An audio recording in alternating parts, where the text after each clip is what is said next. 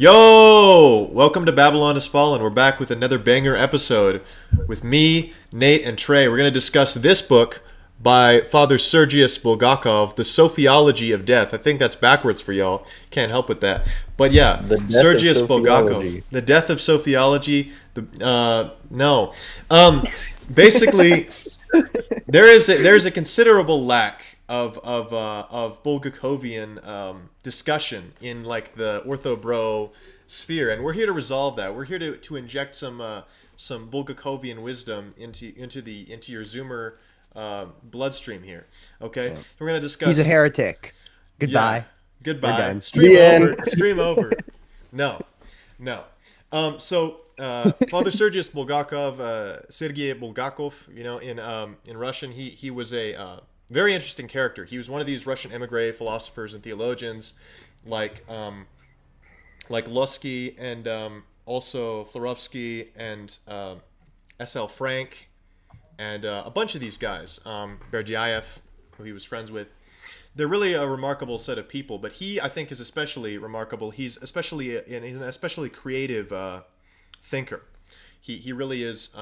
He really was hip to some very cutting edge theological tendencies in his day. But obviously, it's very controversial. So we're going to discuss basically some key points about his views. A lot of people have agreed that this book, The Sophiology of Death, which is translated by Roberto de la Novel, and is one of the best introductions you can get to his thought as a whole. And it's very eschatologically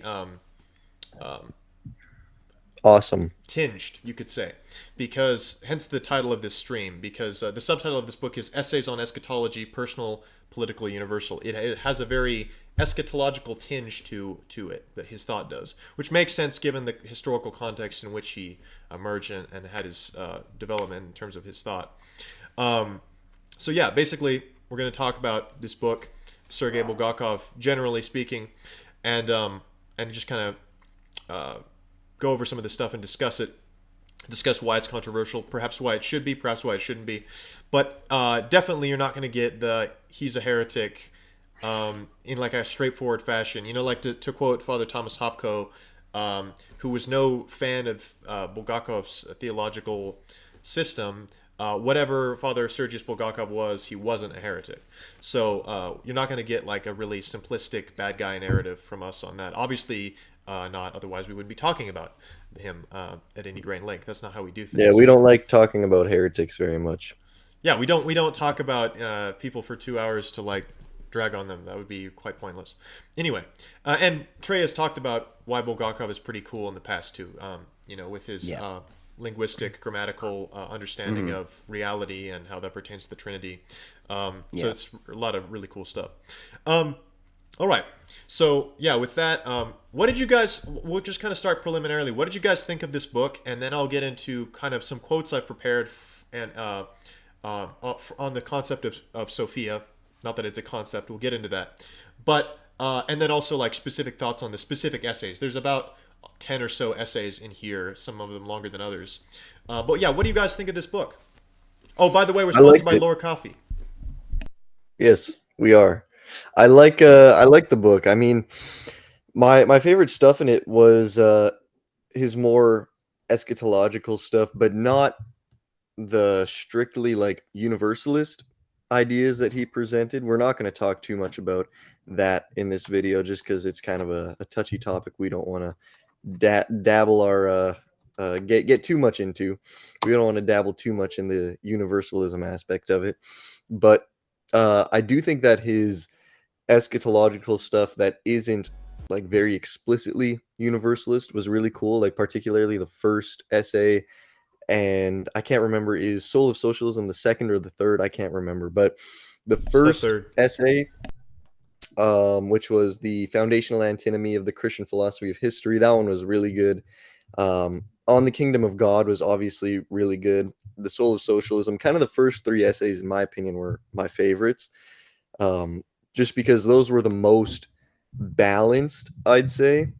Because a lot of people think of Bulgakov and they're like, oh, David Bentley Hart. He was the David Bentley Hart before David Bentley Hart, which is not true.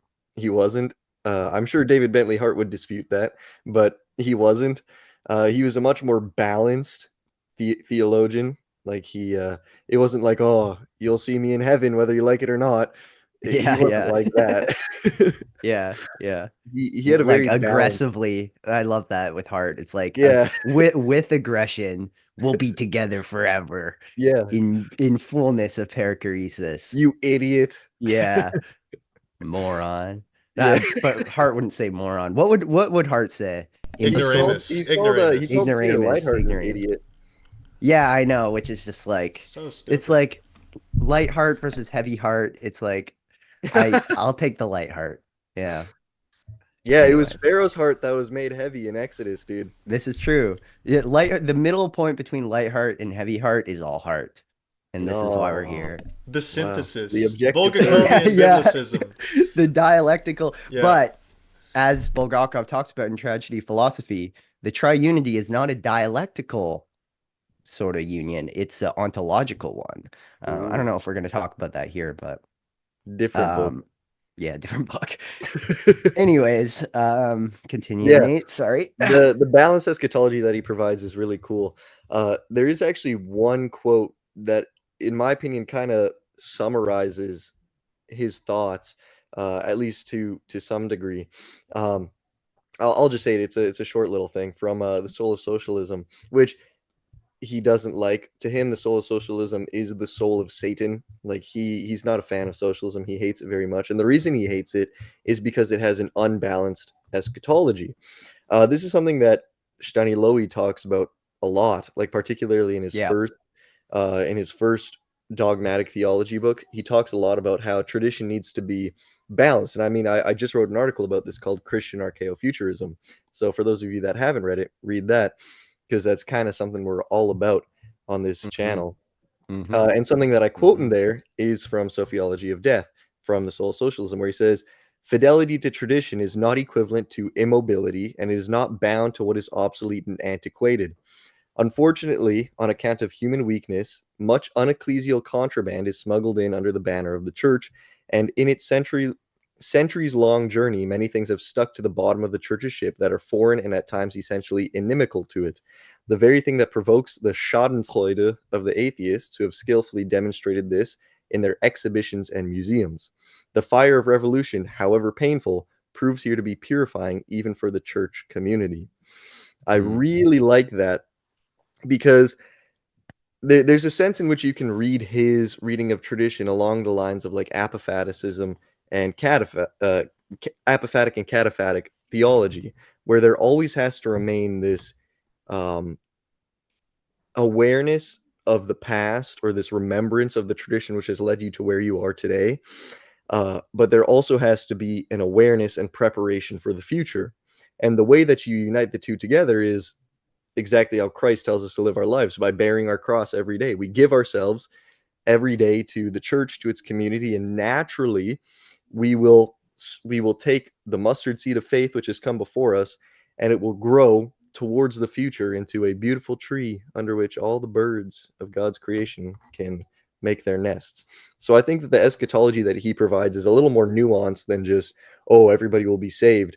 And even if you don't agree, again, we're not making any comments on that here, but if you don't agree with the final conclusions that he comes to with his eschatology, you can still learn something pretty important from the view that he provides of how exactly it is that Christianity progresses through history towards the eschaton.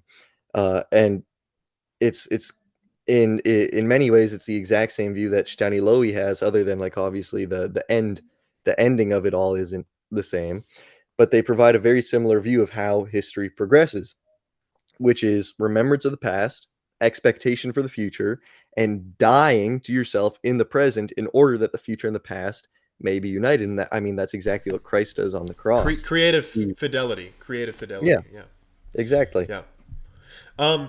And we'll get into a lot of more of those themes you just touched on there when we go through each of the articles that I've taken notes on. We're not going to get to all of them because that would just make it a monstrously long stream, and these guys are really tired. But yeah, if you do want to go through all of the articles, just buy the book yourself. Contribute to the ongoing Bulgakovian Renaissance, as some people have called it. And do it in the Telespan Institute. Yes. Yeah, for sure. we'll Yeah. advertise that here again now. We don't have you don't if you're not into Bulgakov, don't worry. Still join the institute, join the book club. It'll be Yeah. great because we have like a four or so books of Bulgakov's, including Tragedy of Philosophy and this book in the VIP reading list, which we'll be going through over the next coming months. But so if you're not into him, don't worry. It's not proportionally that many of the books. But if you are, show up for that too. So basically, show up Yes. no matter what. But by the end of it, you will be just straight up universalist, ecumenist. There's no way Heretic, around it. evil. Just kidding, just kidding. Yeah. We're nuanced, and yeah. That's Anyways, an but We're yeah, important. the nuanced. That's an important hmm, nuance. nuance. I put the nuance in the cannon and I launch it out. Yo, but that's an important point you made there, Nate, about Bulgakov as a philosopher of balance. That is very much true. He's always trying to kind of walk right down the middle of a kind of dialectic, ongoing dialectic, and kind of Hmm. take what he likes and leave what he doesn't like, or rather, not what he does and doesn't like on a whim, but rather what he thinks is authentically Christian. Well, So he tries really hard to assimilate that which he doesn't like into his worldview. yes, he tries to give credit where it's due. Despite his reputation for being a kind of theological radical, he is actually quite. His temperament is Non-radical. quite. Yeah, his temperament is quite. Theological temperament is quite. Yeah, not Conservative. cautious. You could say. He's Yeah. not. He's not out here. He's conservative where it's important, I'd say, because Yeah. he does like base everything he says in the gospel and in the tradition. Like he Yes. never goes. I don't think there's a single page in the entire book where he doesn't quote the gospels at least once. Like his writing is so full of fidelity to tradition and to the scripture that it would be very difficult for him to be making theologically accurate claims with how familiar he was with the scriptures. And I mean, if you are making theologically inaccurate claims and being that familiar with scriptures, it's like there's a bigger problem at hand, and that problem I don't see in his writings. Yeah, that's an important point to make too. Is uh, and this is not this is a disservice that's done to him by his translators. So specifically, Boris Yakum. Boris Yakum translates has translated a lot of Bulgakov's works into English for Eerdmans, which publishes a lot of interesting books. They also published that book Sarah loves, Paul's narrative soteriology. Yeah, inhabiting the cruciform God. They published Right. a bunch of interesting stuff, but they commissioned Boris Yakum to translate his works. But Boris Yakum has this. He is a brilliant translator of Russian into English. Like he can render Russian the Russian thought world in language into an English context very well. But he has this weird translation philosophy where he will like axe people's footnotes. And Bulgakov has extensive footnotes where he makes arguments. He'll argue extensively from biblical and patristic sources for his points in the footnotes. And Yakum is just like, well, no one is interested in that. But we clearly We are. are. We are.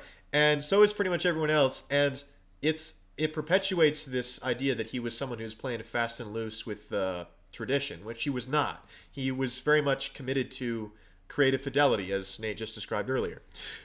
So yeah, Which is exactly what the whole idea of neo-patristic synthesis is. yeah, And I mean, I talk about this in my article, Christian Archaeofuturism, where it's like it's in the very name neo-patristic synthesis that we see what Christian tradition is all about.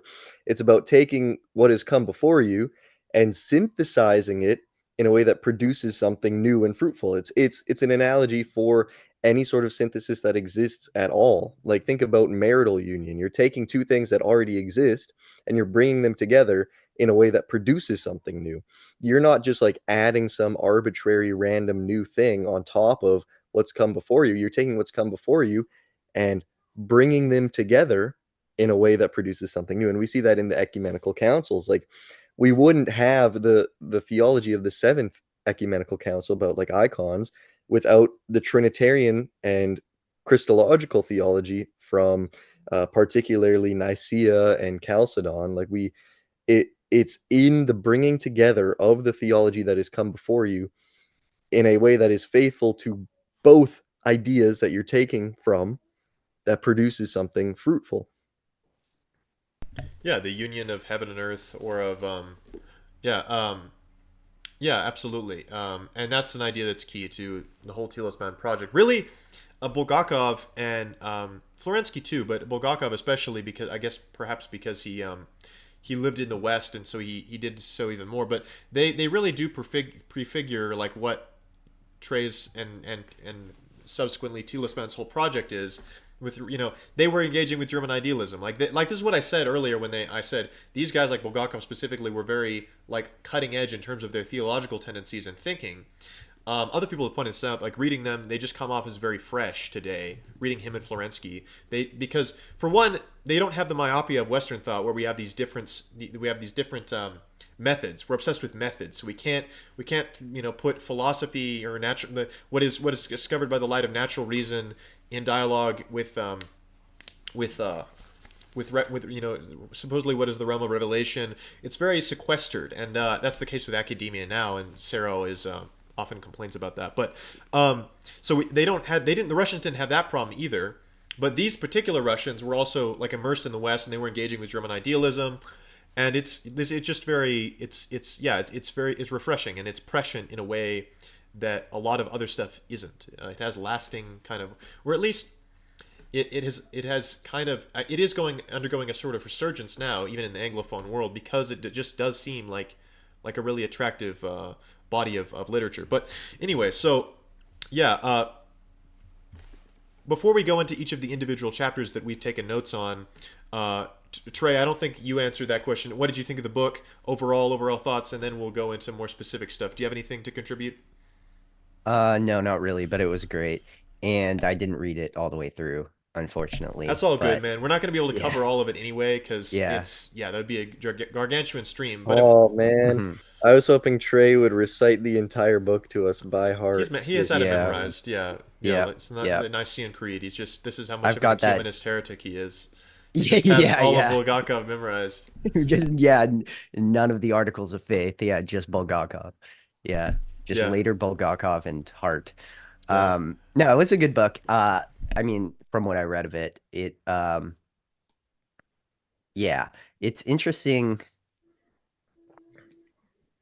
Trying to think of, I'm trying to think of like how it fares compared to like tragedy of philosophy and philosophy of the name. I think I like tragedy of philosophy. Well, I mean, it's not really a fair comparison because it's a collection of essays, but tragedy of philosophy is just like, just from my background, it's just like, the best book of all time.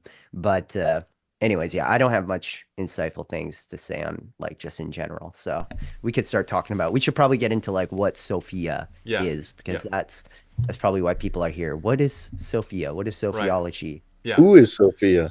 yeah. Who Is is it a who? Is it Sophia? a what? Is it what is this? So I have prepared like a long quotation from an article Dr. Jordan Daniel Wood wrote. He's a scholar of Maximus the Confessor. He wrote famous. His dissertation was uh, it was The Whole Mystery of Christ, Creation, His Incarnation, and Maximus Confessor. It was published in book form by Notre Dame. But he is a big Bulgakov fan. He basically takes the line that Bulgakov was like a better reader of Maximus than his rivals were in 20th century Russian theology, be it Florovsky or Losky. Like basically, Jordan Daniel Wood doesn't think Creation and Creaturehood by Florovsky is like a very Maximian article. I don't have any thoughts on that, but basically he likes Bulgakov because he sees him as kind of reviving the Maximian vision and developing it for the 20th century and beyond. So anyway, I prepared a long section, a quote from Wood's article on Sophiology of Death. He did a review of it. That you can find, and it's interesting stuff. And he really contextualizes what Sophia even is and what Bulgakov is talking about when he talks about it. He puts it in dialogue with the divine ideas tradition and Bulgakov himself does that. Sophia is basically a particular answer to the divine ideas tradition um, that is not itself. Anyway, I'll just get into it.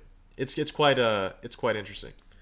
So basically, he sets up this problematic and then explains how Thomas Aquinas, which answers it, and Thomas answers it in a pretty standard way, the problematic of divine ideas, and then he kind of shows how he doesn't think Thomas's answer works, and Bulgakov's works better, or perfects what Thomas himself says. So the quote is, God is utterly simple, and yet this world is profligately manifold. The ideas through which, according to which, and which orient the world's multiplicity as their own end, must be as multiple as the world's own multiplicity. But God himself is not manifold. Rather, he knows the manifold as his own creative knowledge. He is not, contra some versions, ignorant of created multiplicity. Yet if an act of knowing is perfected in what is known, and if what is known is the divine intellect in the plurality of creation, then does this not simply imply that God's knowledge is manifold and so not simple? If God's knowing is the pure act of God's own essential being, since surely God essentially knows the truth of things, for he is himself the truth, then doesn't the very plurality of divine ideas compromise the simplicity of God's essence? Thus the very idea of divine ideas restates and attempts to redress the ancient question, how from one the many. Aquinas, at least in Summa Theologiae 1:16-2 and thereabouts, denies that the actual plurality or multiplicity of creation causes the plurality in the divine mind. Rather, the plurality of ideal real relations in God, the many ideas, whereby ideas are multiplied and are caused not by the things themselves, but by the divine intellect comparing its own essence with these things. So the divine essence there remains absolutely simple as it knows its own effects, because it is its own knowing of the many. It is its own knowing of the many, not the many itself, that multiplies its own ideas. Aquinas does not think God encounters, as it were, a many already made plural, which then generates many ideas in God, as if the source of this many were exterior to God's own pure act of being and knowing and loving. For Bulgakov and for me, however, this account resolves nothing, and really just reorganizes the elements of the original problem into a different configuration without thereby elucidating the problematic elements. A thorn removed from my hand and reinserted into my foot still hurts like hell. For starters, if the plurality of ideas is caused not by the things themselves, but by God comparing his own essence to the plurality of things, then we might ask whether this act of comparison is itself or has an idea. In other words, if it is the comparing that creates ideal plurality, and if this comparing is distinct from the actual plurality of things, then we're left with the question of whether the idea or ratio of this act is the idea of the plurality of divine ideas. If the idea of comparing is not the very idea of plurality, then the plurality of divine ideas is itself caused by a causeless or unprincipled act in God, which is to say that there exists no intelligible reason for the plurality of intelligible reasons that God knows. Here it is an act of blind will, which is not truly will, that compares the divine essence to actual things and thus produces the plurality of ideas. So just so we would be forced to confess that the very foundation of being's intelligibility is itself thoroughly irrational. So the divine ideas are the principles that make the created world intelligible to the mind. They're that which in the world grants intelligibility to the world to the mind perceiving it.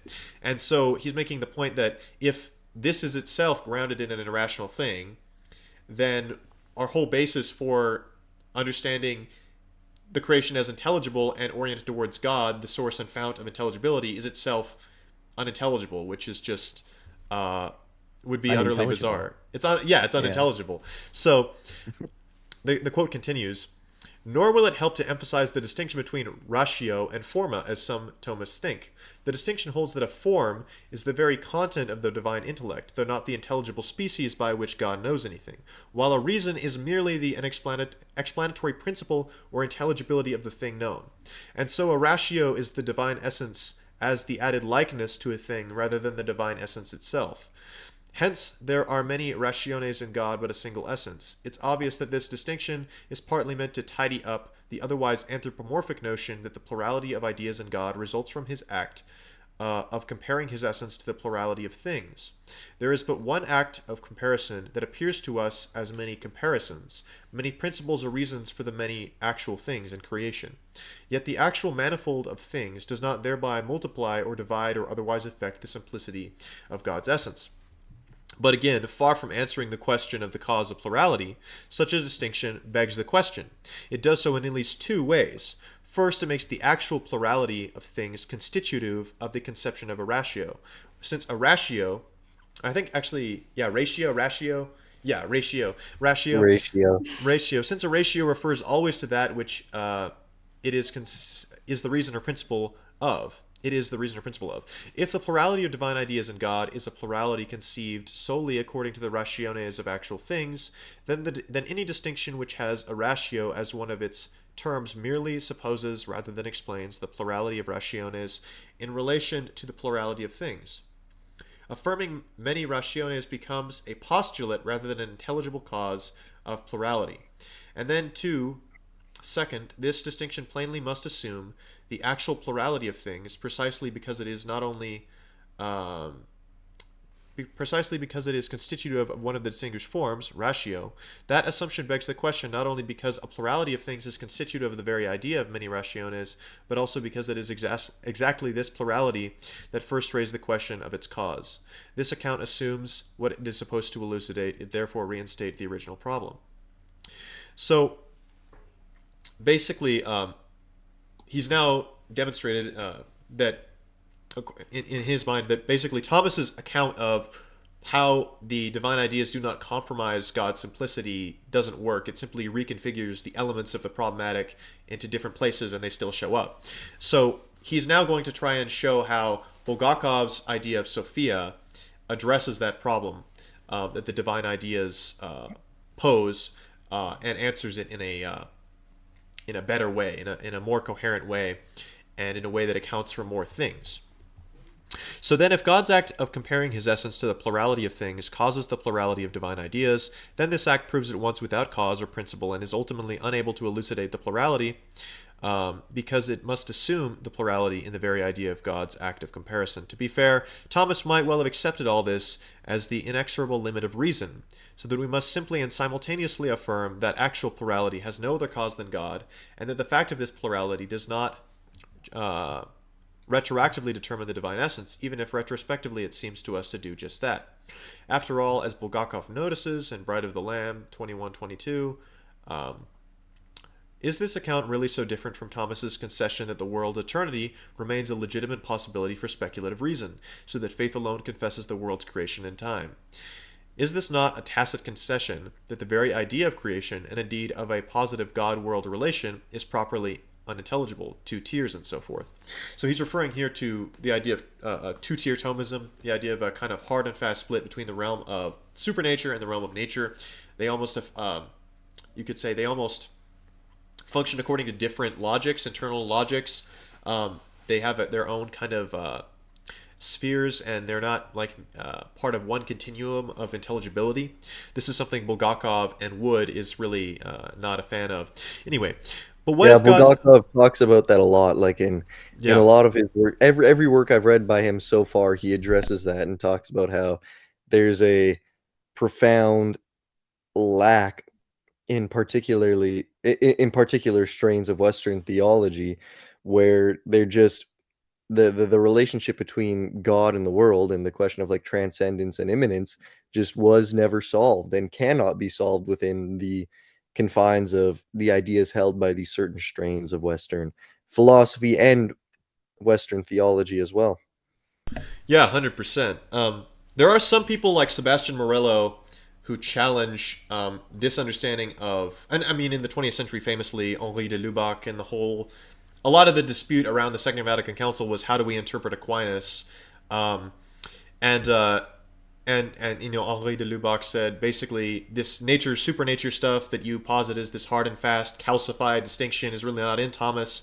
This is in his interpreters like Suarez and these early modern Neo-Thomists. That's a complex debate, but there is a modern proponent of a kind of more Neoplatonic holistic reading of Aquinas is Sebastian Morello. We're going to cover his book in the VIP book club in the Telos Pound Institute. It's called The World is God's Icon. Something like creator and creation in the Platonic thought of Thomas Aquinas. So he basically reads Thomas in a very Plotinian way. It's highly defensible because medievals did in fact read Aristotle when they had access to him in a Neoplatonic way, because they read Porphyry's Isagoge, which was like an introduction to Aristotle, but it was filtered through a Neoplatonic lens. Like the Neoplatonists digested Aristotle and the Stoics to a certain extent into this broadly Platonic framework, And the medievals, actually not just in Latin Europe, but also in the Arab world too, basically read Aristotle in a Neoplatonic way. So it's a very plausible thesis that Aquinas is really not so much of a hard Aristotelian as he is a simply like a Neoplatonist, because actually, and people pointed out, like Plotinus talks about actuality and potentiality more than Aristotle does. He like makes more use of Aristotle's categories than even does Aristotle. So anyway, so that's a whole debate. How do you read Thomas? But basically, Bulgakov and Wood is engaging with like Neo-Thomism, which is a tradition that's still around today, and the people who are representative of it are not like all stupid or anything. Like Ed Feser is not stupid, and he doesn't necessarily have this Neoplatonic reading of Aquinas, but basically, but this is the system, this early modern Thomism that Bulgakov is engaging with, and Wood is engaging with as he's recounting Bulgakov's argument here. Okay, so, but what if God's act of comparing his own essence to things really is just the very cause of the plurality of divine ideas? It would mean, I think, that this single divine act would be at once the creation of actual things and the generation of the very distinction between the two terms of composition, the divine essence and the many. It would be The an two act. terms of comparison. Yes, yes.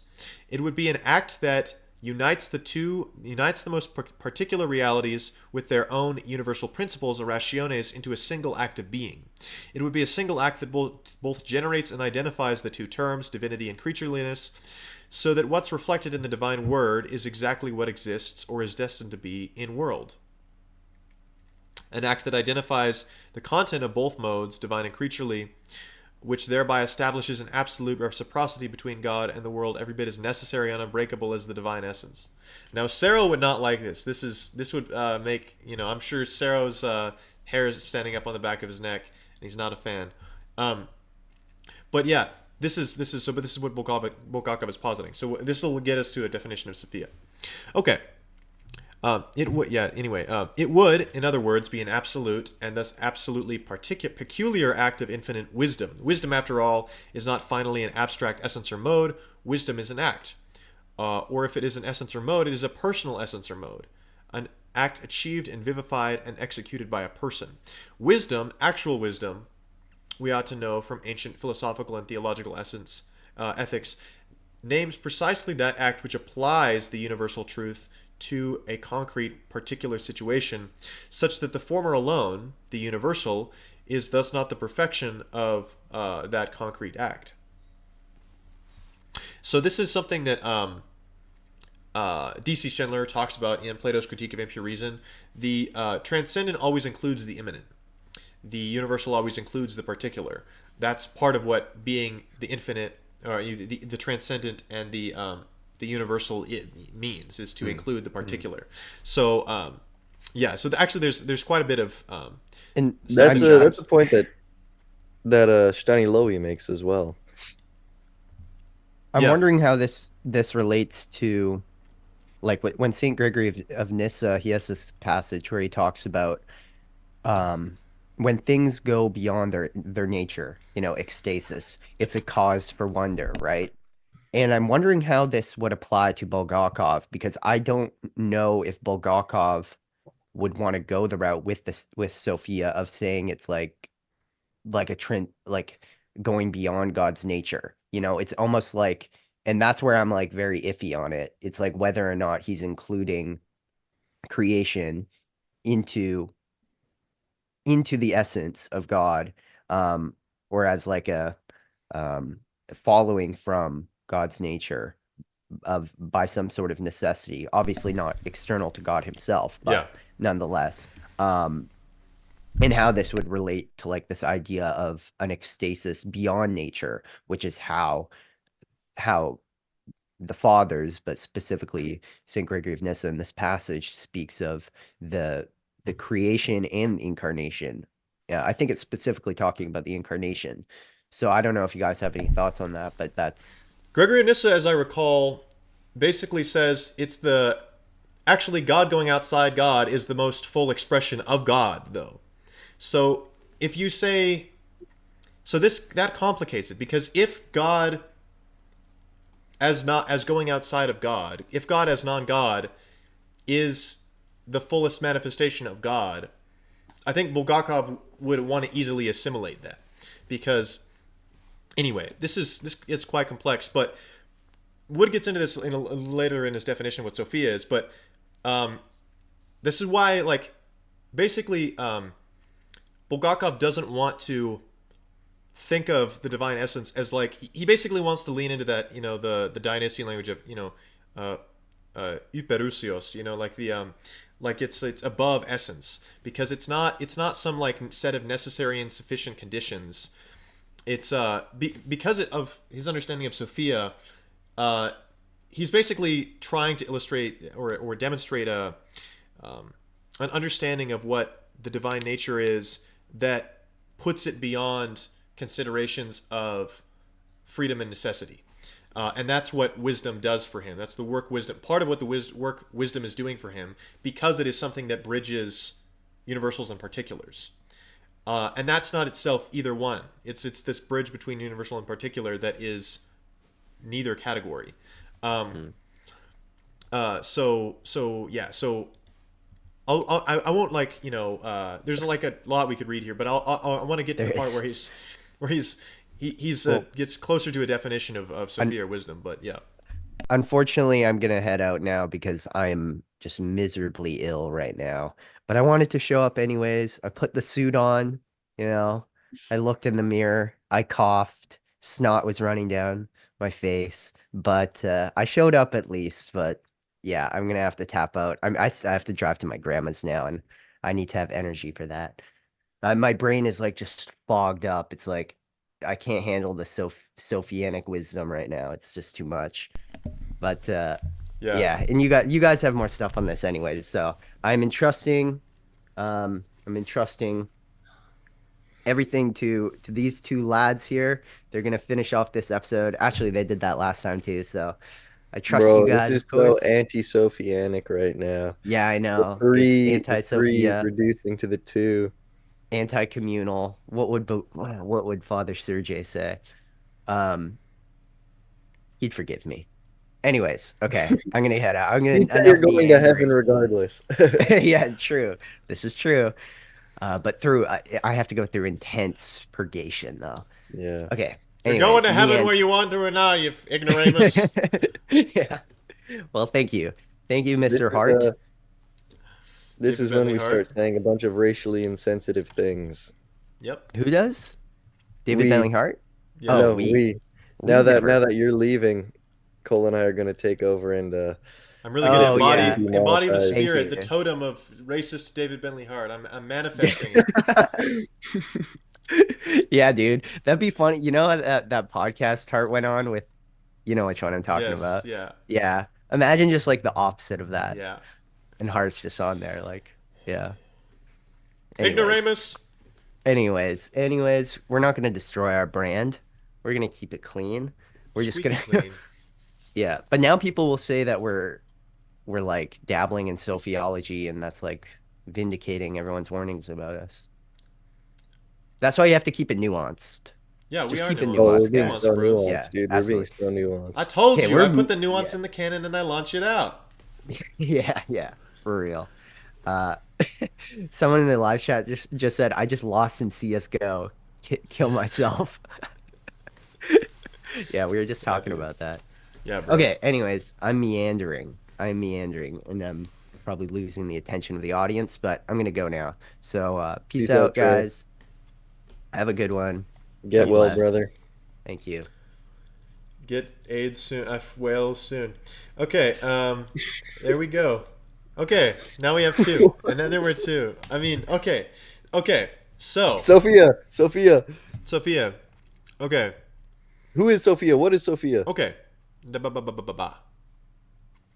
Okay. Wisdom, after all, is not finally an abstract mode or essence. Wisdom is an act, or if it is an essence or mode, it is a personal essence or mode. It is achieved and vivified and executed by a person.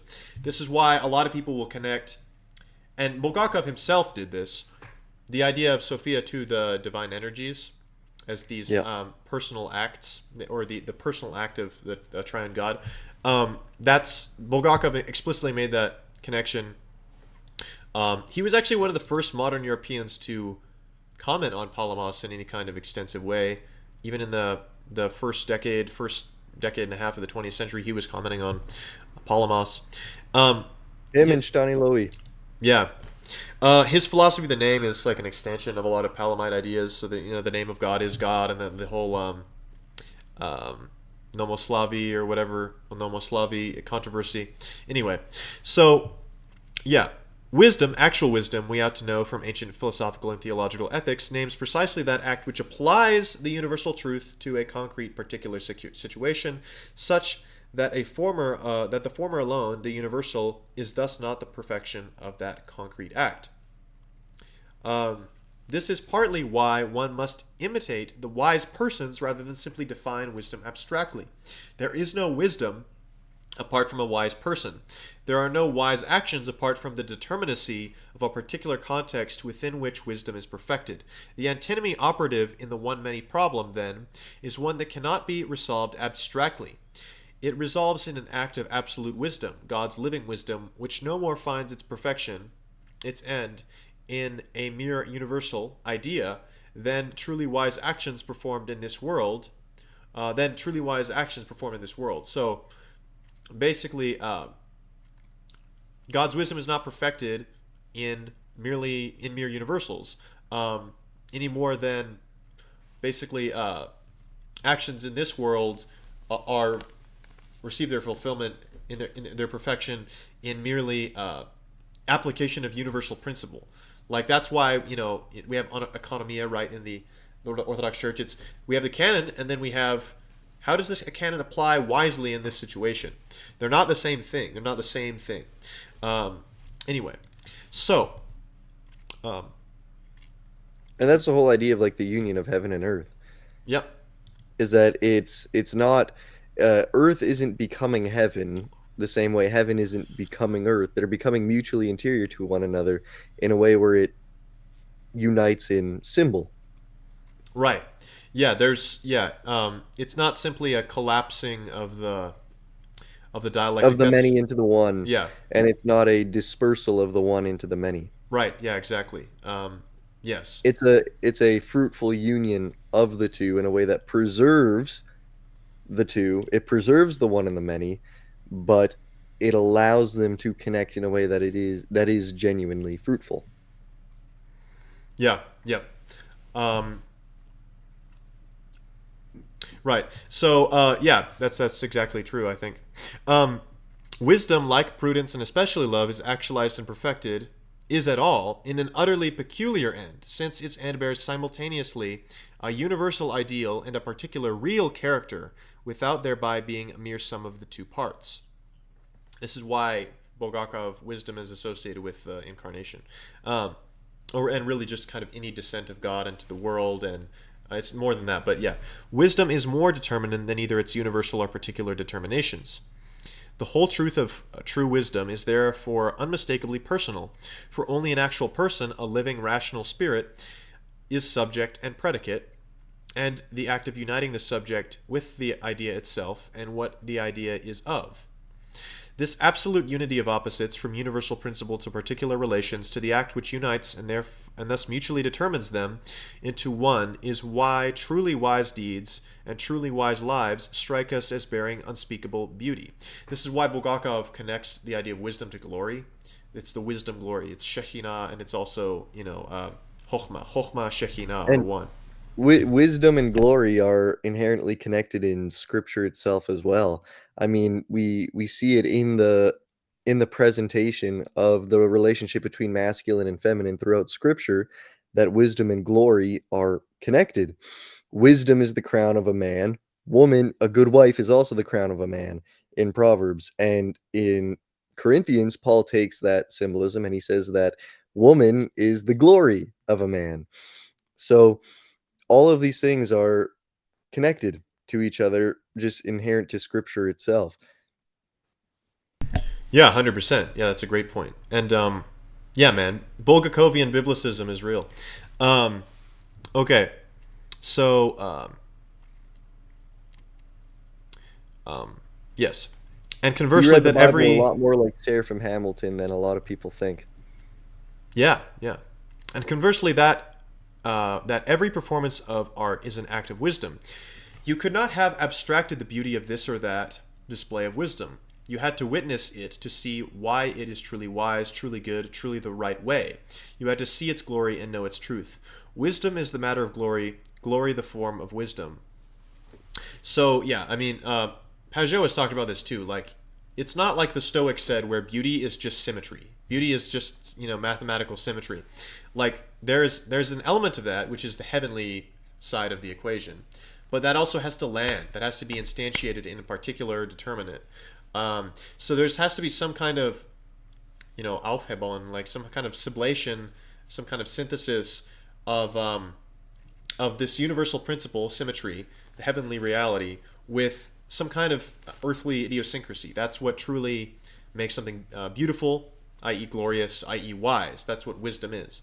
So Yeah, true art is wisdom. it's the particular idiomatic expression of a perfectly symmetrical truth. Right. Yeah. Yeah.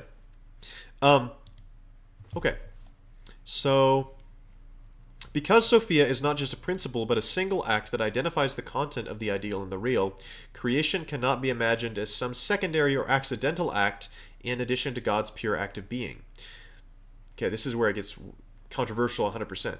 God is not without his world. The world could not have been. Divine humanity resides eternally in the very depths of God. Scary. Ooh. Of course, these familiar themes in Bulgakov's theology often attract criticism. Does he not subject God to the world? Does he not make God dependent on creation to be God? This is exactly what Seraphim Hamilton would say. The objections might hold if God were divinity, in essence negatively determined by our abstraction of what divinity can and especially cannot be. And perhaps our conception of Sophia remained, if our conception of Sophia remained within the limits of the first approach, which is something I didn't include because it would just make it monstrously long, but he basically asked a Kantian question, Bulgakov did, which is, what are the preconditions for the possibility of the incarnation? Because if created and uncreated, if infinite and finite are just starkly defined opposites, then how can you have a union of the two which doesn't blow them both to bits? Like, how is it that you can have this wise union of the universal and the particular how can you have how is it that the logos, the eternal logos of God, which upholds the whole world, in whom we live and move and have our being, be also that man Jesus of Nazareth? Like, how does that, if these things are just opposite, how does that make sense? So he basically asked, he formulated a Kantian question: what is the preconditions for the possibility of the incarnation? And so he basically had to say that he uses Sophia to get that. He says Sophia is creation and God in creation. Like, it's this kind of mutual indwelling that is in some sense kind of eternally true about God. Otherwise these things are impossible. Otherwise the incarnation is impossible. And that's where we get the particular connection of the second hypostasis with wisdom. And I mean, wisdom, like Jesus Christ is named as the wisdom of God a couple times in scripture and by particular fathers. I mean, Saint Athanasius in particular mentions how Jesus Christ is the wisdom of the Father. But there's also fathers like, I think it's Saint Irenaeus or Saint Ignatius, I can't remember, who call the Holy Spirit the wisdom of God. So there is a sense in which the second hypostasis has a particular relation to this wisdom, this act of wisdom, which you could also say is the act of humility or self-emptying. I think there's a sense in which we can identify wisdom with humility as kind of the precondition for any energetic action whatsoever.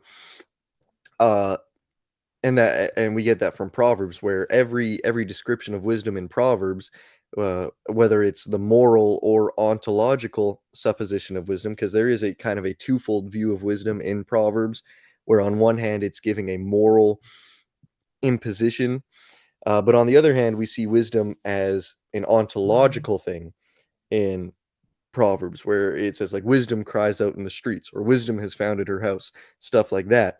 And obviously the ontological and the moral are connected because morality serves the purpose of ontology. So interior to the moral, the morality of wisdom in Proverbs is the very ontological idea, which many fathers do attribute to the second hypostasis, and that's because there is a particular relation which this self-emptying of wisdom has to the feminine principle, who is, or the feminine person, I should say, who is the second hypostasis.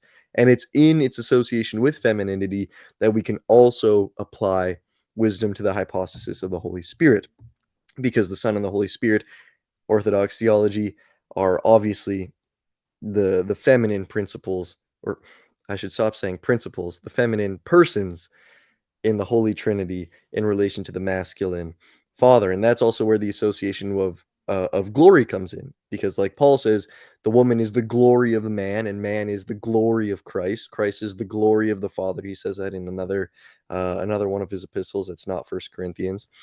And again, Proverbs makes the same association between wisdom and glory as the feminine principle, or in the case of the Trinity, the feminine persons in relation to the Father. Right. Yeah. And just to kind of reassure people with the point you just made, as C.S. Lewis said, masculinity and femininity not the same as male and female. If you're new to Telos Bound, you might not be familiar with that statement of C.S. Lewis's. But yeah. Anyway. Yeah, So Jesus is not a woman. The Holy yeah. Spirit is not a woman. No. Womanhood is just an Receptivity. instantiation of femininity in the world. Yes. But femininity is so much more than just Yeah. womanhood. I mean, interior to like a lot of languages themselves, there's this idea of femininity being receptivity, reciprocity. Like oftentimes in languages, we'll see houses, lakes, oceans, picture frames, like ideas that embody encapsulating and embodying something, are associated with the feminine, whereas stuff like swords and mountains and cool stuff are associated with, cool masculinity, man.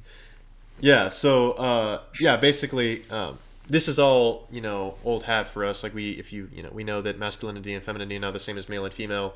One is masculinity and femininity refers to kind of active and receptive. But yeah, Christ comes to do the will of his Father, right?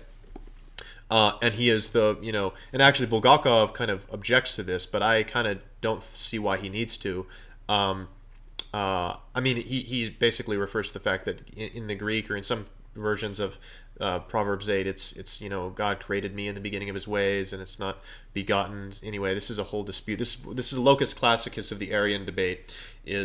Should we read this as God created me in the beginning of his ways, or did God beget him in the beginning of his ways in a way that isn't a kind of creation? Anyway, and I think there's a sense in which you can read it as both, and that's where you get into the idea of the divine Sophia versus the divine Sophia alongside the created Sophia. The whole point of Sophia is that it's not divine versus created; it's divine and created. Yeah, you actually just you formulated a thought I had like vaguely. I was like, because I'm very much like from this Stephen DeYoung, two powers in heaven like school. Like Christ is all the Old Testament theophanies are like Christophanies or pneumatophanies, and I'm like, how does this work with Bulgakov? Because he seems to want to say like he wants to downplay that. But I think what you're talking about right there is precisely how they work together. And Pajot himself talked about how quote unquote translation errors can actually reveal something powerful about the text. Like in the case of Moses, Moses, he's horned, right? So is he shining with the glory of God, or is he horned with the glory of God? Well, it actually makes sense to say both, because I mean, it relates to the symbolism of the cross, right? Or the whole idea of like he's in the Garden of Eden, Christ is in the Garden of Eden. The nakedness of shame, the nakedness of glory, both at the same time. So the dead animal extension, this dead garments of skin that are horns, is also the glory. It's also shining. It's also light. Yep. He talks also contrast Moses, who is horned with glory, to the golden calf, who is horned with shame. Yeah, exactly. He's the true golden calf. He's the true, cherubic member of the divine council. Moses is the true, he's the true golden calf. Got a cat here, a Russian cat. Hello, cat. Yo. Hello, cat. I've sometimes reflected that if Bulgakov were a cat, he would look something like this. I have had that thought before. I think he'd be a little hairier around the face. He'd That's be like true. He'd have a bit of a lion's mane, I think. Yeah, that's true. Which is glory, dude. A lion's Yeah, mane yeah, is dude. glory. Garments of skin That's and another. glory Yep. at the same time. Yeah. So Very relevant. This is wow. All these coincidences. yeah. Yeah, no, I think that we're actually maybe onto something with the whole like, okay, so why is the Greek Old Testament tradition, why does it say created me in the beginning of his ways, and in the Hebrew it's more like begotten, and how do these go together? Well, like Christ is begotten in eternity and created in time.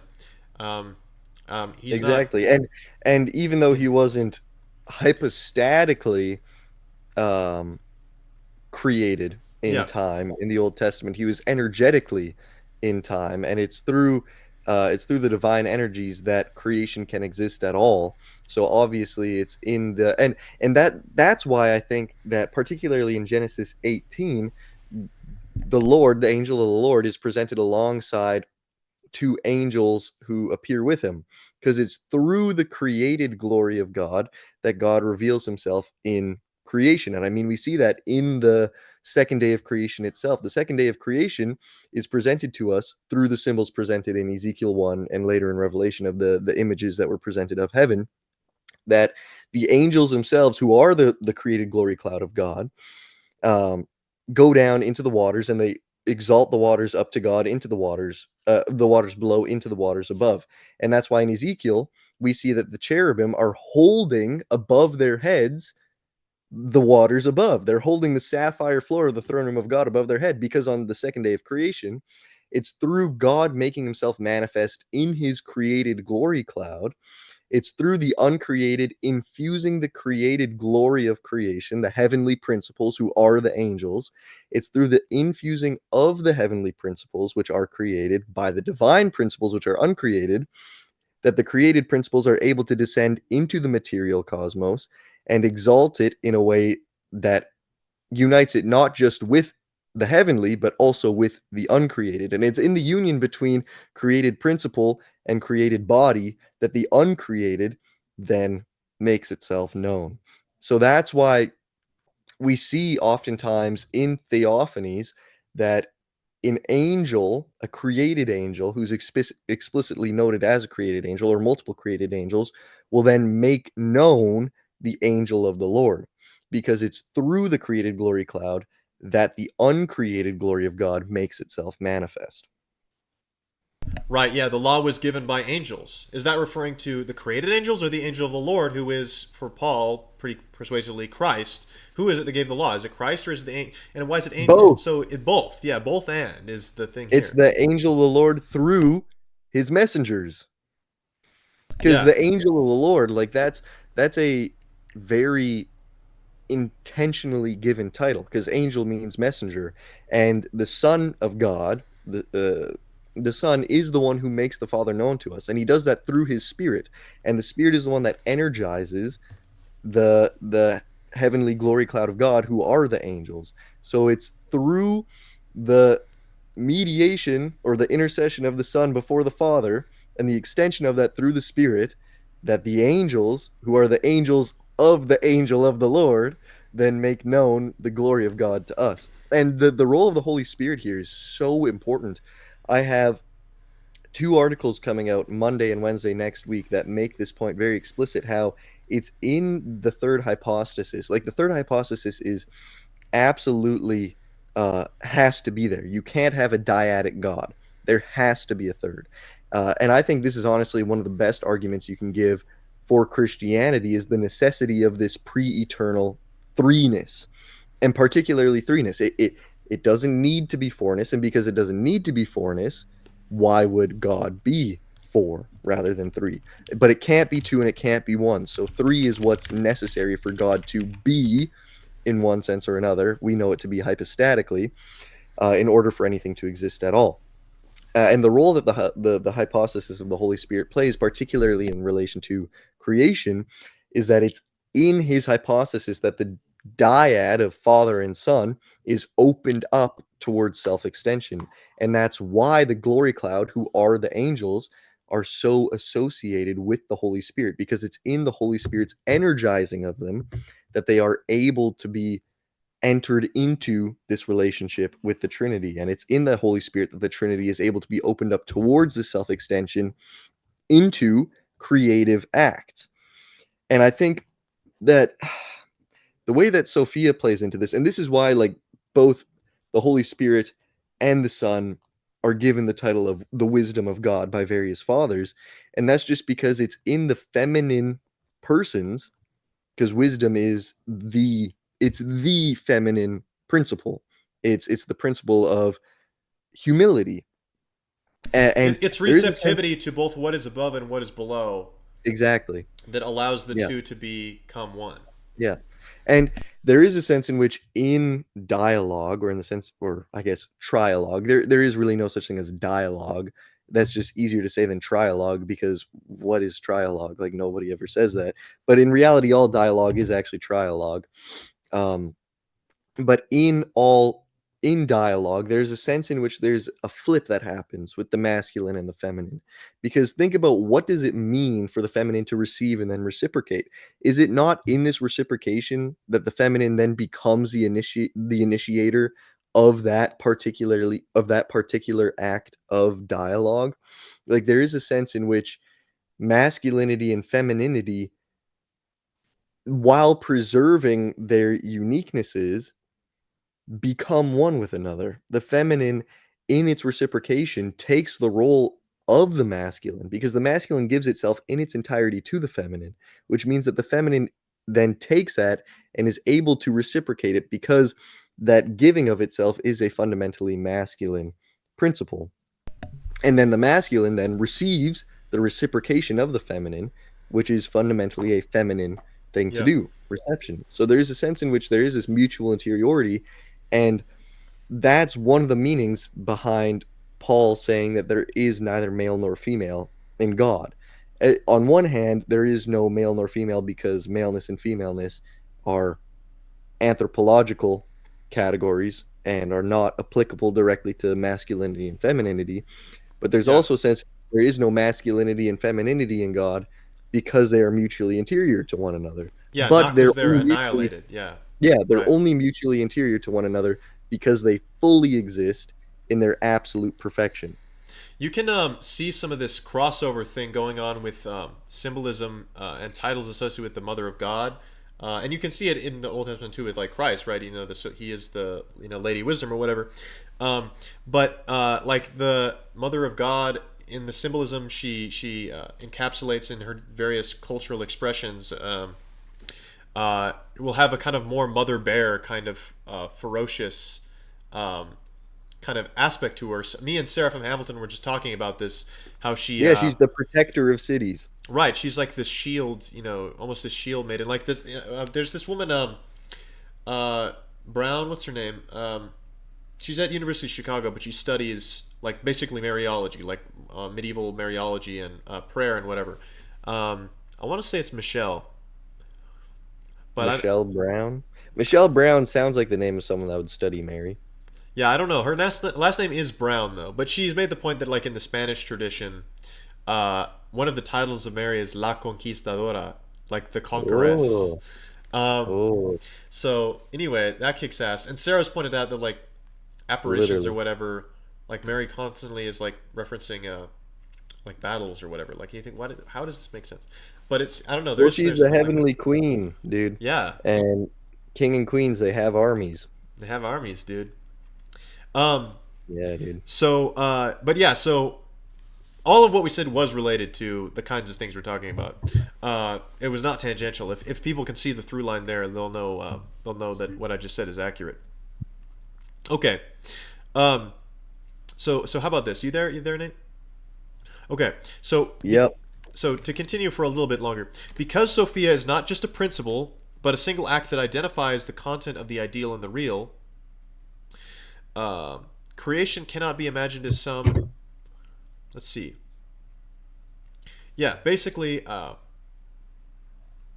in short, let's see. I'm trying to find a summative statement of Woods here, because yeah. So basically, I want to return to that thing he said about.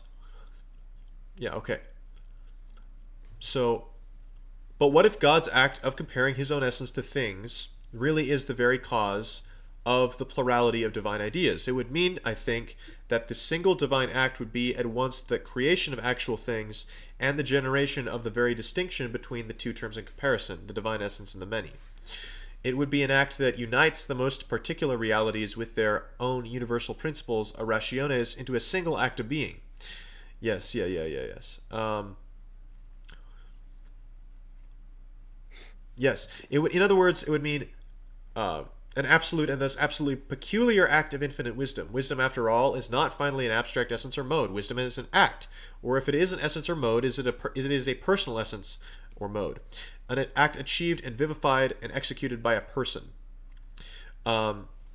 Wisdom, actual wisdom, we ought to know from ancient philosophical and theological ethics, names precisely that act which applies the universal truth to a concrete particular situation, such that the former alone, the universal, is thus not the perfection of that concrete act. This is partly why one must imitate wise persons rather than simply define wisdom abstractly. There is no wisdom apart from a wise person, and there are no wise actions apart from the determinacy of the particular context within which wisdom is perfected. The antinomy operative in the one-many problem, then, is one that cannot be resolved abstractly.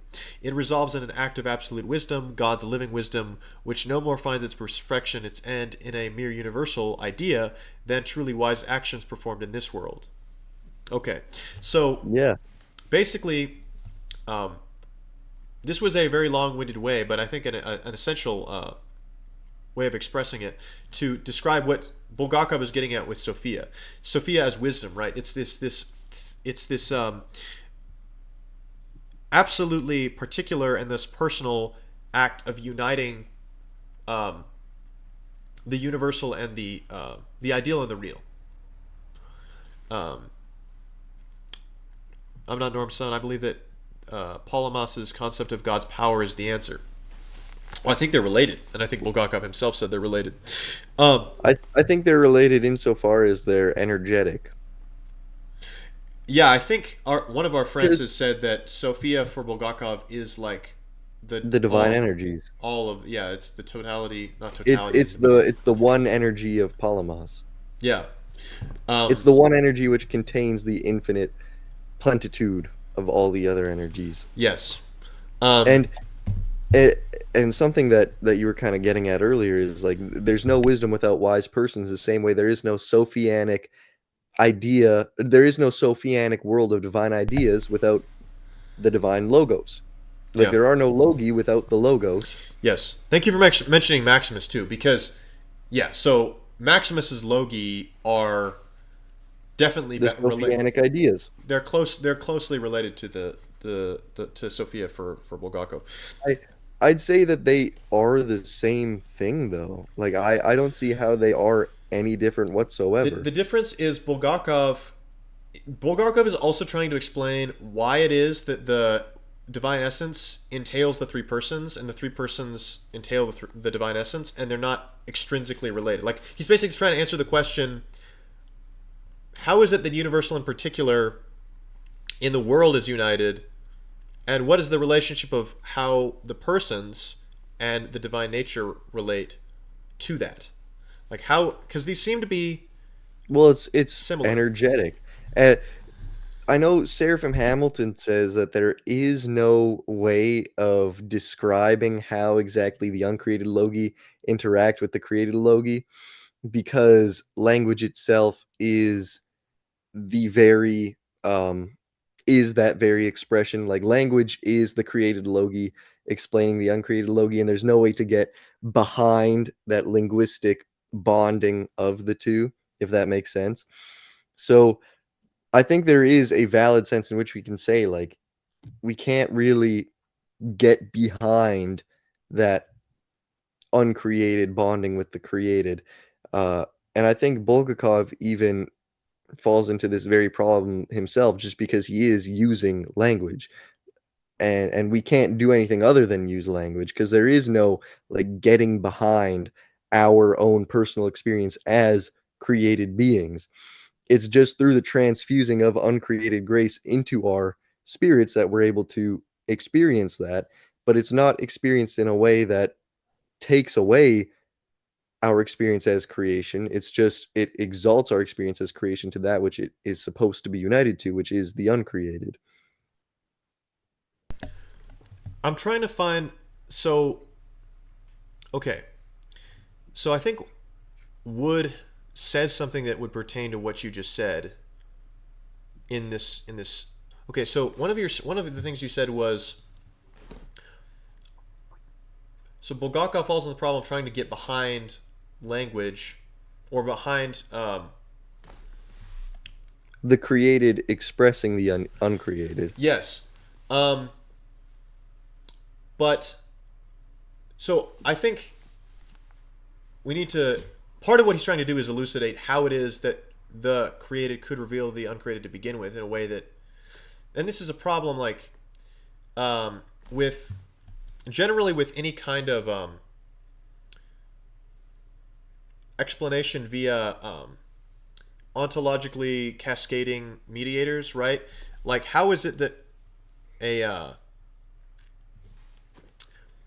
how is it that a mediator that is ontologically, you know, fundamentally Connected to both uncreated and created, how is but how is isn't something that is uncritical. alienated from the ultimate source able to express that ultimate source in a way that isn't a garbled message? How is it like it's not like an ontological game of telephone? And part Yeah, of that's right. why part of that is that trying to answer that question partly is what Bulgakov is trying to do. And Um, obviously, the answer to that is Jesus Christ, because there is no wisdom precisely. without wise persons, and it's in the hypothesis of Jesus Christ that created literally is joined to the uncreated. So that's why Bulgakov wants to say wisdom is at the root of everything, Yeah, because it's personal and it's not an abstract category of it's not an idea. It's not like it's not in the sense of a Platonic idea. I don't mean like a psychological moment or something, but uh, it's not merely a kind of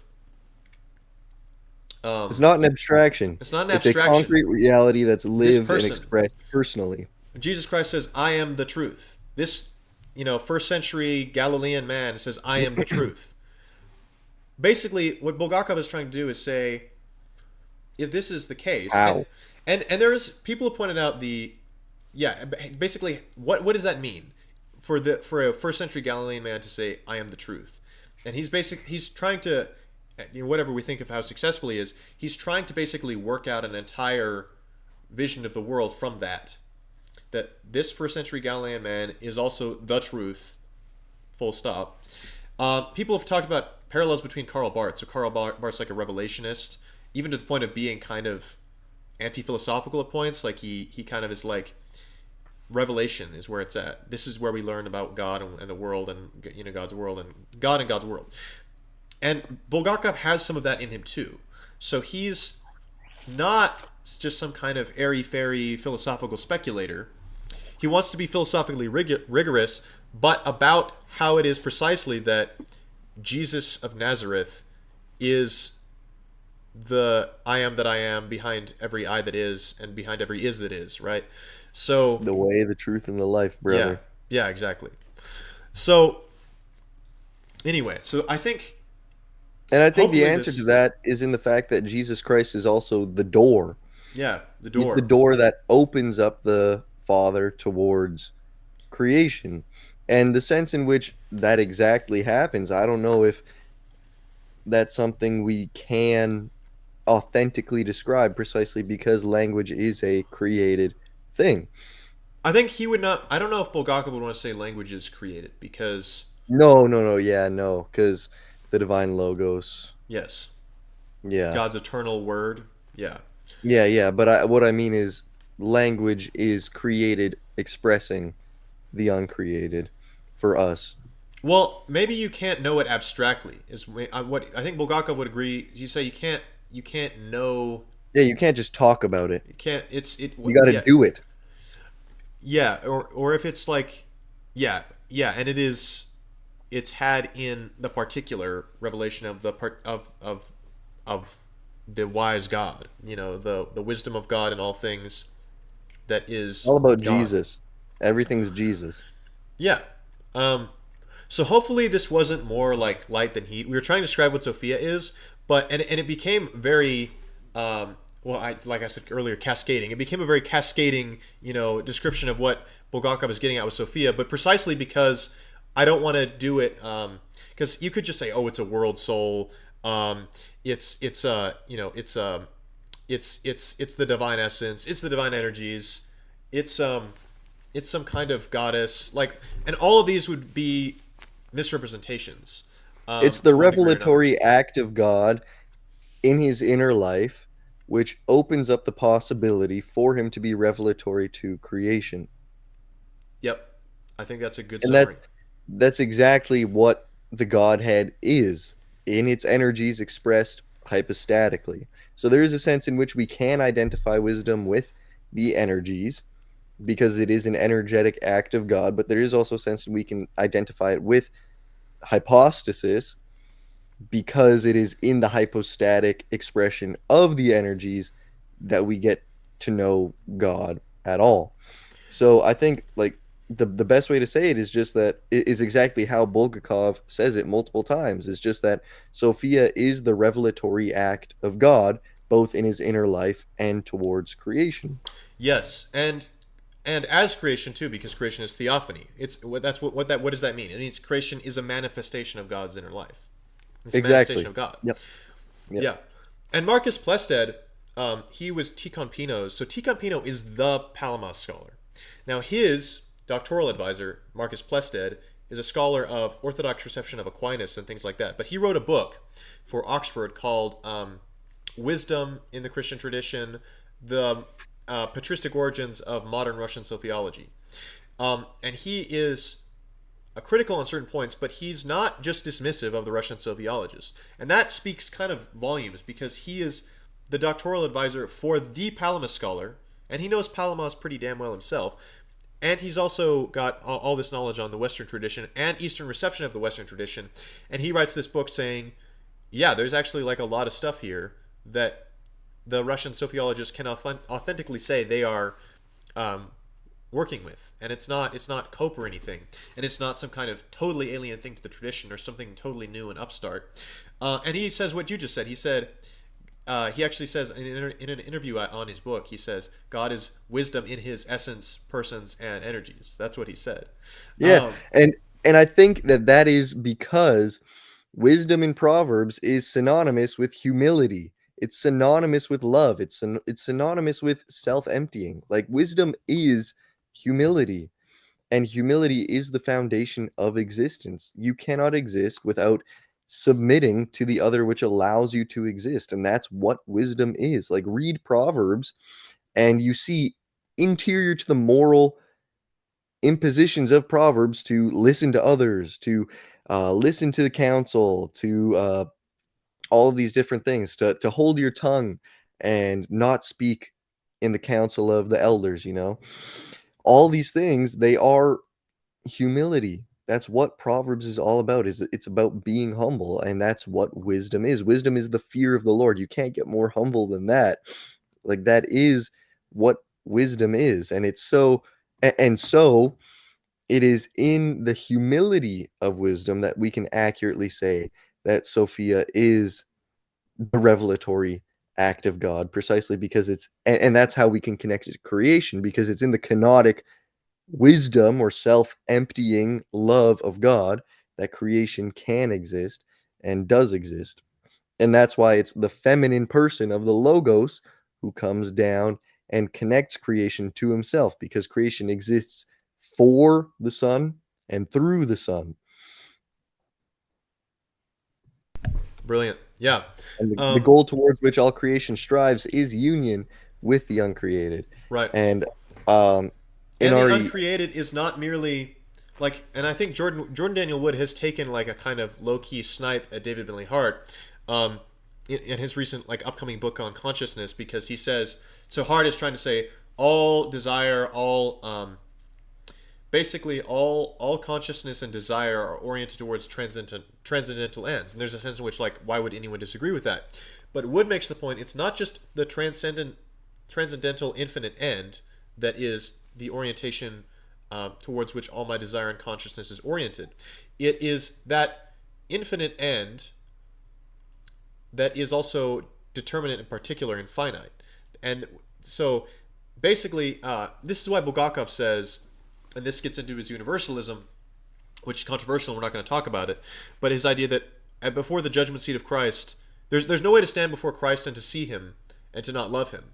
And that's, in a sense, it's controversial because it entails universalism for Bulgakov, but in another sense, it's a rather mundane point, and that is that God is the ultimate orientation towards all desire. If you are seeing God clearly, you are seeing the fulfillment of all your desire. But yeah, you can't see God without having the faculty to see God. Right. And the God, which necessitates your will.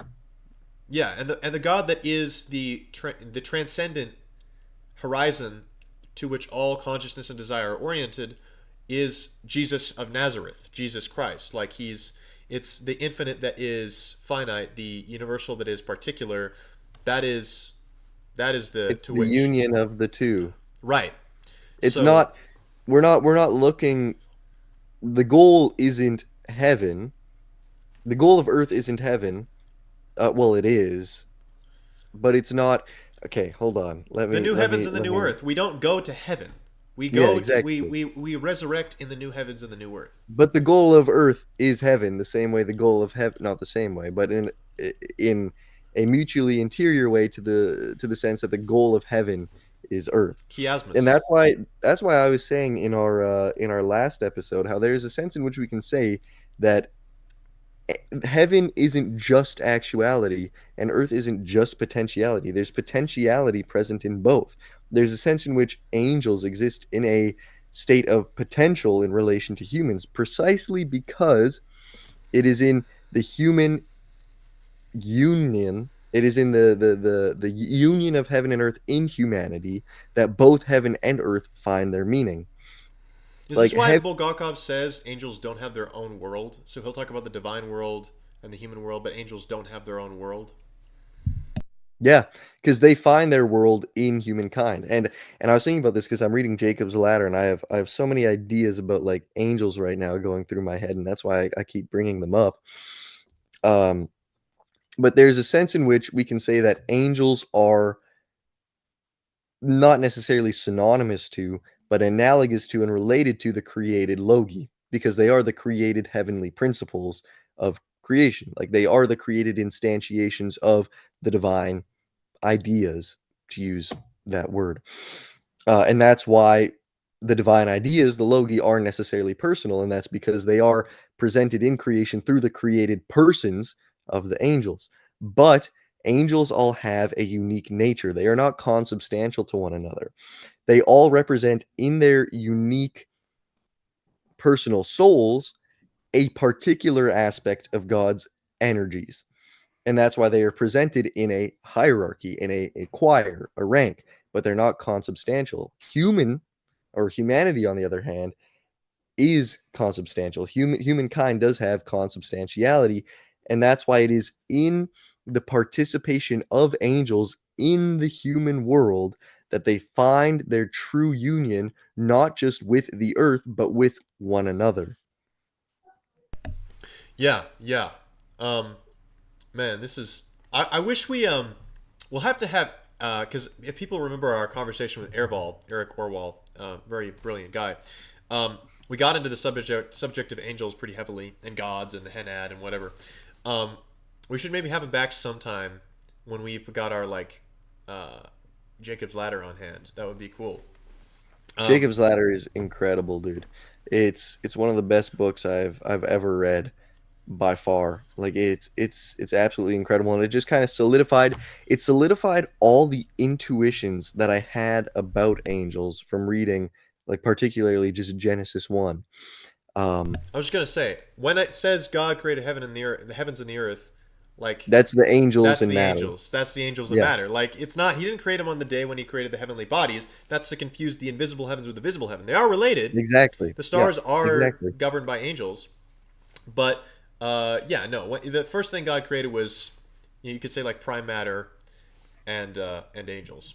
And that's why And that's why like heavens, people talk about the heavens as like divine ideas, the created logi, all of this, and it's like, okay, so how do we differentiate ourselves from Platonism? We do that by precisely what we're saying right now, in saying that the heavens are necessarily personal. And that's why there's a sense in which you can say that all love is personal, because objects exist in their constitution as angels' created consciousness, which is um, constituted by its participation in divine ideas, acting within creation in a particular manner to shape and mold something into a material expression of the uncreated. That's why, like, not just love between persons or love between man with God. That's not personal love on one hand, and then everything else is non-personal love or impersonal love. All love is personal, because anything to which we direct our love to, anything that we direct our love towards, is being actively participated in and shaped and molded by created heavenly consciousnesses who are the actors within creation of God's divine ideas for creation. Yeah. All love is personal. This is Everything's another personal. thing pertaining to Sophia for Bulgakov.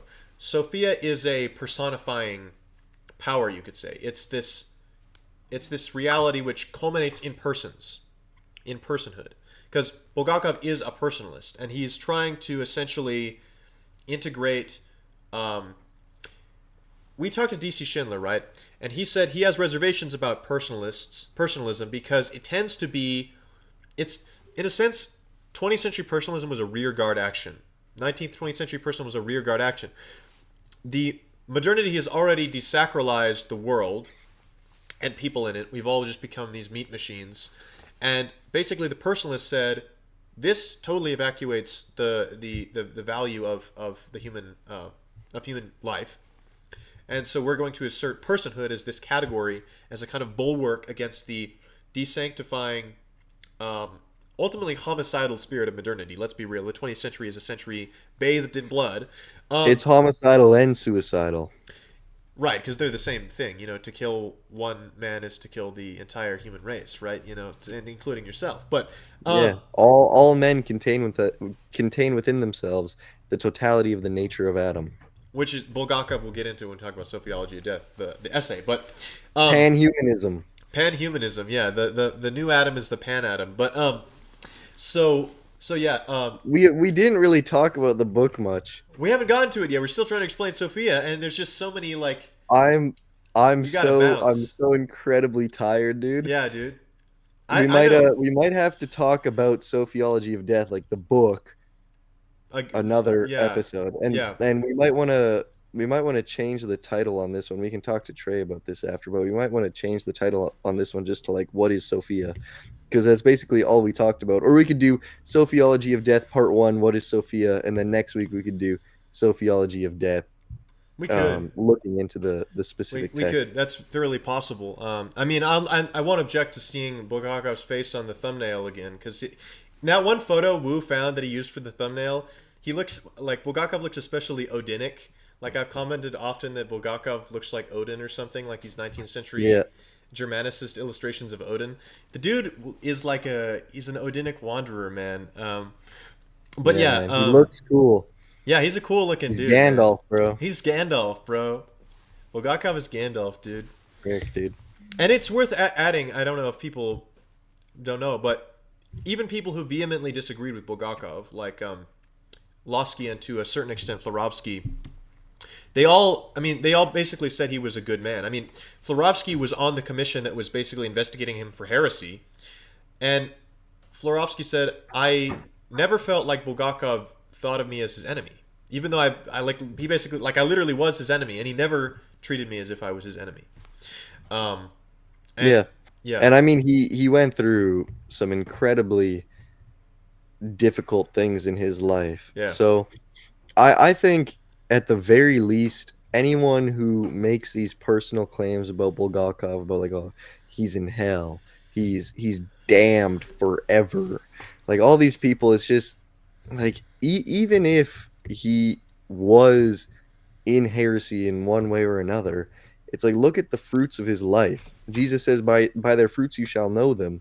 And he's not just talking about what they wrote down in their theology books, because ultimately that's not what really matters. What really matters is, how did you express the love of Jesus Christ to those around you in your life? That's what really matters. Right. And if you look at how Bulgakov acted in his life, and like you said, the things that people say about him who actually knew him personally, and the things that he went through and how he went through those hardships, he did bear his cross daily. Like, he was a genuinely good person, Yeah. whether he was in heresy or not. So it's like, I don't like the just crude and like crass comments that people make about him. Yeah, flippant. Because like, even if you disagree with him, look at him as a human being and not just some AI theology that came out that we can just Right. criticize willy-nilly.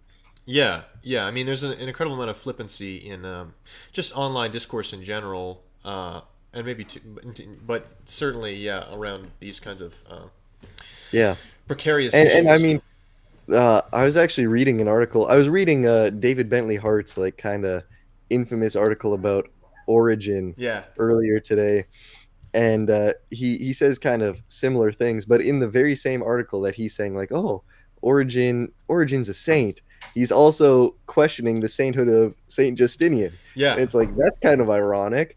You're doing the very thing that you're accusing other people of doing to Origin, to Saint Justinian, who is an actually canonized saint.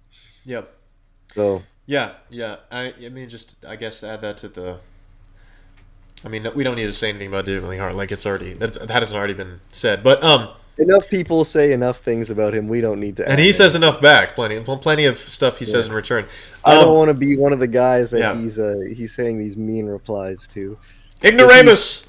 He's very verbose. He's very well spoken, but he's also very mean. So I don't want to be on the receiving end of that. So we should probably go to questions at some point, and then we probably now. won't. We probably Now. yes now. Boom, we're gonna hit up the lore ad reel. Go get yourself some Lore coffee, boutique Orthodox coffee. Orthodox families support small businesses, Orthodox businesses.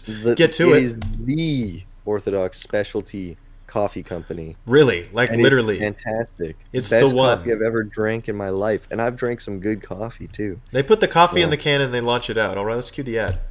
For a long time, we've been looking for a company to sponsor Telos Bound that not only delivers a product or service we would be excited to share with you guys, but also aligns with our values and goals. After many months of searching, we finally discovered Lore Coffee Roasters. Lore is owned and operated by two young Orthodox Christian families, striving to give glory to God by treating their craft with respect and serving excellent coffee to everyone. They operate in the subsect of the coffee industry known as specialty coffee, meaning they source the highest grade coffee grown and processed by expert farmers and producers from around the world. Lore then pays homage to their craft by delicately roasting every coffee to optimum flavor, clarity, and distinctness, revealing the essence, or perhaps if you're Orthodox, you'd want to say the energies of every coffee. They have a subscription platform on their website, making it easy for you to choose your coffee, how much of it you would like, and how often you want it delivered right to your doorstep. They ship across America and internationally as well. Above all things, the families behind Lore are striving to glorify Christ and serve his holy church in everything they do,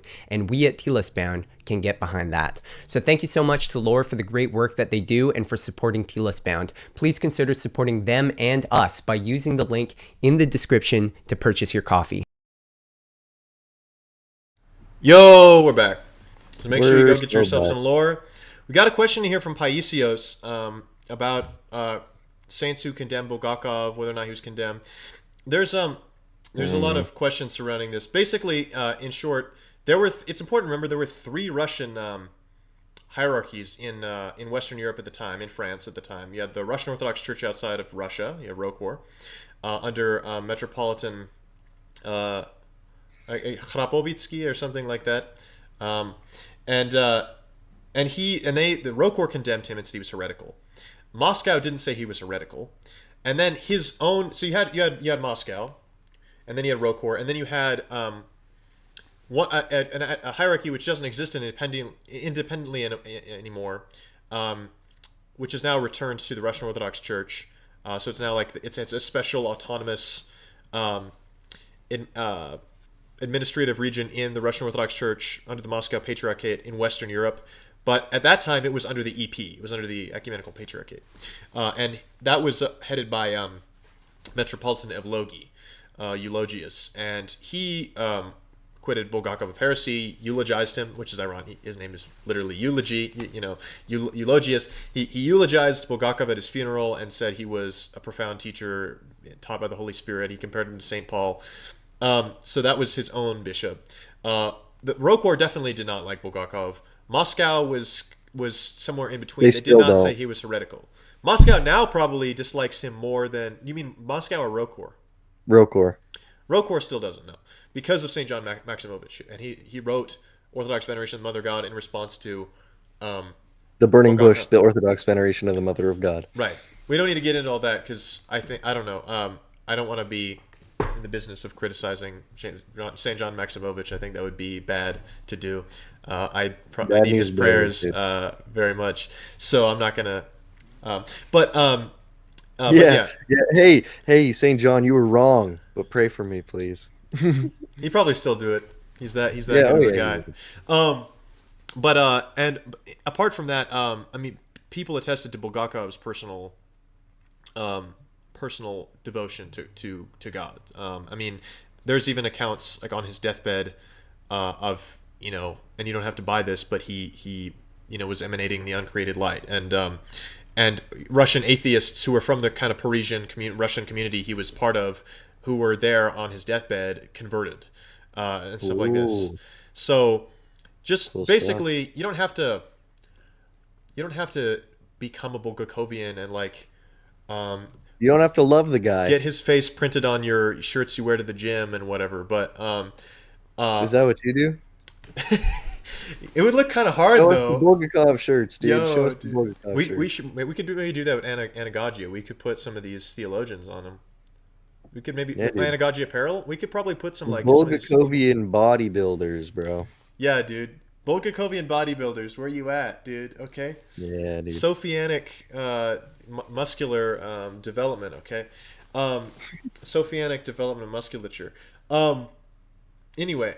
But yeah, so basically, you don't have to like Bulgakov, but just don't be flippant about saying he's like an evil person or something, like he's a damnable heretic. That's just there's not historical warrant for that.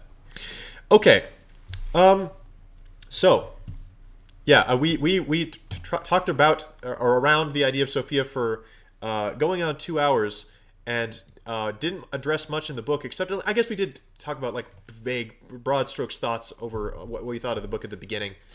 He gets into Russian cosmism. His nuancing of Russian cosmism in the book. There's lots of stuff we can get into about the book. It's basically about, like it says on the, does what it says on the tin. Essays on eschatology, personal, political, universal.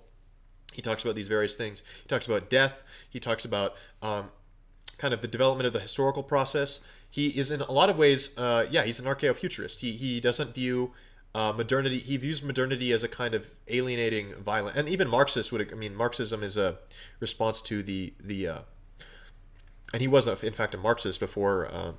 Actually Lenin wrote a pamphlet in the early days against the errors of Comrade Bulgakov, right? Because he was actually in the Russian. He was not a very good Marxist, and obviously didn't like Marx. Later on. No, yeah, he wrote a series of essays. Yeah, because it like manifestly is satanic. I mean, you can't. It's not contested what. It's the inferno of the same. Yeah, Bolshevism is satanic. So, but anyway, I'm gonna pull up. Historically, that's very evidently true. You shall know them by their fruits. Yeah, literally. Let's see. I'm going to try and check Stream Elements. I don't think we got anything on Stream Elements, but I just want to make sure. I got to do my due diligence. But anyway, Jonathan, Bulgakovian bicep bulge. Absolutely. Big B, dude. B. Yo.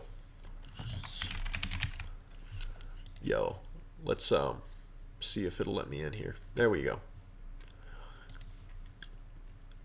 All right. Okay, so... yeah, questions in chat. Could we say that Sophia is the personal aspect of the Logos? I don't know what that means. I don't know what Aspect. that Sophia's means. not an Yeah. aspect. Keep cooking. People encouraging us. Thank you. That's appreciated. Um, yeah. Anyway, we got a lot of our good guys in here. We got Jonathan, Randy, Cat Cans. Yeah, just woody woo. I mean, yeah, just great stuff. So, a lot of you guys we do see in the Telos Band Institute. If not, join the Telos Band Institute. Hang out with us. And after Pascha, we're going to be going through a massive VIP book club. Book club. And it's going to be important because we conceptualize the institute as a think tank. We are partnered with Sarah from Hamilton, the excellent and illustrious in the Telos Band Institute. But we want to create a real atmosphere of theological reflection, and basically the book club is the way we're going to be doing that. Pan-theology, comprehensive theology. And so we're going to be going through this book club, beginning with the Gospel of John and the Apostolic Fathers, and going to like modern theologians like Bulgakov, like Staniloy, and it'll be basically chronological. Going to cover a lot of banger stuff.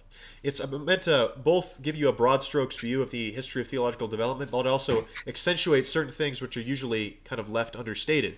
So if that interests you, join the Telos Band Institute. All of the Institute book sessions will be recorded for people who are part of the Institute. So even if you miss one, you can watch it. But it should be really great. We're going to start after Pascha, and I think it'll be a really good experience. I mean, we already have like incredibly high IQ discourse in the server, and we haven't even really started Not digging just into high stuff IQ, but charitable. Charitable. Loving. That's true. 100%. Okay. Yeah. So, is there Nobody's anything- going to be in there calling you an ignoramus. There's no David Bentley Hart calling you an ignoramus. Not Yeah. yet, at least. Not yet. I mean, he did say he would join the server, and then he called me an ignoramus, and then he ate me. I was eaten alive by David Bentley Hart. Eaten alive by David Bentley Hart. And Yeah. immediately transported into heaven alongside him. Yes. Yeah, I did. Or maybe it was hell. I don't know. It's some kind of it's like the Dante thing where you go. Anyway, abandon all hope. It's late, you dude. enter here. Yeah, absolutely. It's absolutely too late. So we're gonna close it off here. Babylon is Here, I fallen. got you. Christ I is got risen. you. I got you. Bedtime. Babylon is fallen, Christ is risen, and Bob's your uncle. Go to church, ladies and gentlemen. Godspeed.